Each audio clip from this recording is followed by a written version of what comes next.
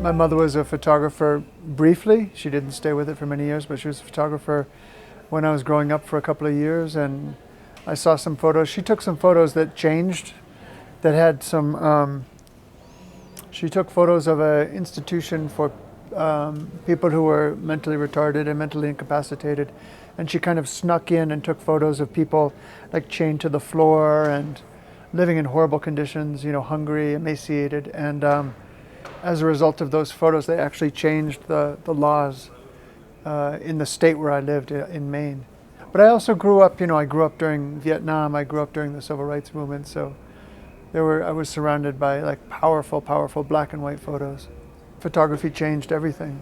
You know, I don't think there's any doubt, you know, photography completely changed the course of the Vietnam War, which was the war that, you know, my generation, I was a child, but, you know, my cousins were going to Vietnam and my neighbors were going to Vietnam, and I mean, photography really played a key role in just stopping that war.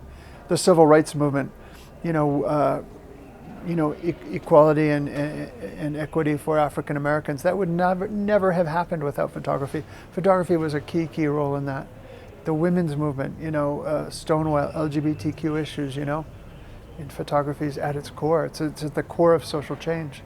If you look at the refugee crisis, refugees crossing into southern Europe, the photo of that young child on the beach, I think some photos along the border. There's a recent photo that John Moore took along the border wall with Mexico where, there's a kid and he's just crying and hysterical and his mother's being searched, I mean, those are the photos that move public perception, and they still make a difference.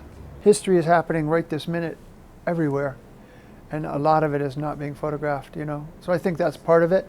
And I think the other part of the challenge is that I think we're trying to find new languages and new ways visually of catching attention and grabbing people, from 100 years ago of the Mexican Revolution, Yes. I go to bars in New York City, Mexican bars, and there's like pictures of the Mexican Revolution on the wall, or there's pictures of Diego Rivera on the wall, I mean, I think the identity of Mexico, the identity of the United States, the identity of, so much of it is caught up in photography, and it gives us that sense of history and movement and change.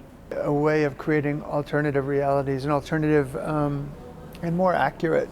I think it's interesting to go back and look at a lot of our historical photos, some of which were not accurate, were not honest, and go back and re-photograph places and reframe narratives. There are a lot of narratives that need to be reframed.